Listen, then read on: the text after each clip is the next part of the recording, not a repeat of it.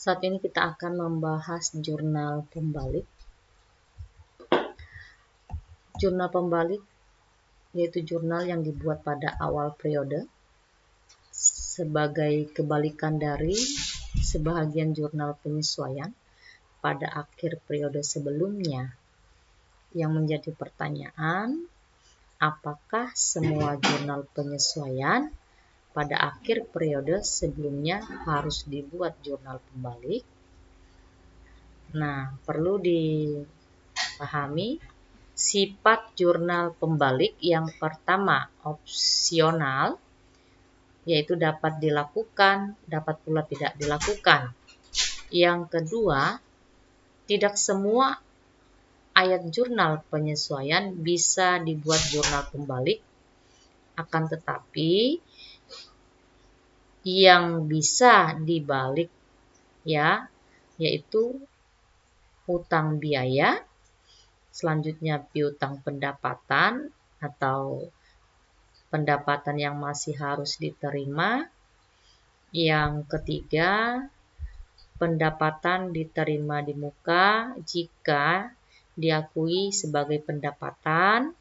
Dan yang keempat, biaya dibayar di muka jika diakui sebagai beban. Nah, jadi yang keempat ini yang bisa dibuat jurnal pembalik. Tentunya dasar pembuatan jurnal pembalik itu dari jurnal ayat jurnal penyesuaian. Nah, kita buat contohnya satu persatu. Yang pertama, untuk jurnal penyesuaian mencatat hutang biaya. Itu jurnal AJP-nya beban sewa pada utang sewa 100. Nah, kita buat jurnal pembalik, tinggal dibalik ya. Hutang sewa pada beban sewa 100. Nah, next yang berikutnya, piutang pendapatan. Jurnal penyesuaiannya piutang bunga pada pendapatan bunga 150.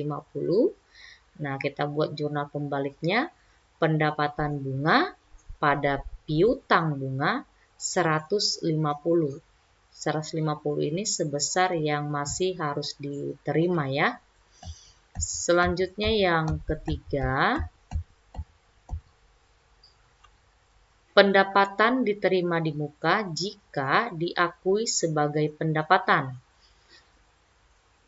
Ayat jurnal penyesuaian, pendapatan tiket pada pendapatan tiket diterima di muka 200. Nah, tinggal kita buat jurnal pembaliknya. Pendapatan tiket diterima di muka, di debit pada pendapatan tiket 200. Ya. Nah, next. Yang berikutnya, terakhir transaksi yang bisa dibalik, itu jurnal dibayar di muka jika diakui sebagai beban. Nah, ayat jurnal penyesuaiannya, sewa dibayar di muka pada beban sewa.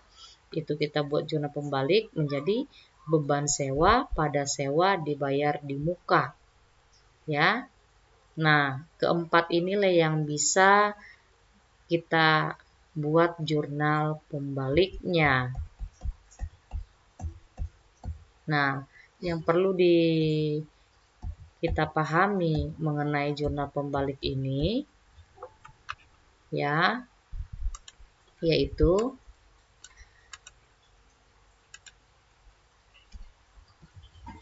bahwasanya untuk jurnal pembalik ini menjadikan jurnal itu menjadi konsisten. Itu dia yang pertama. Selanjutnya, pada saat kita buat jurnal pembalik, yang kita lakukan pada awal periode, tentunya contohnya pada saat transaksi beban sewa pada utang gaji. Nah, kita buat jurnal pembaliknya. Nah, tentunya utang gaji bersaldo kredit 100 dan beban gaji bersaldo 0. Nah, Sehingga jurnal bayar gaji Desember di Januari konsisten dengan jurnal bulan lainnya. Dan bisa kita buat jadi pencatatan jurnalnya, beban gaji di debit dan kas di kredit.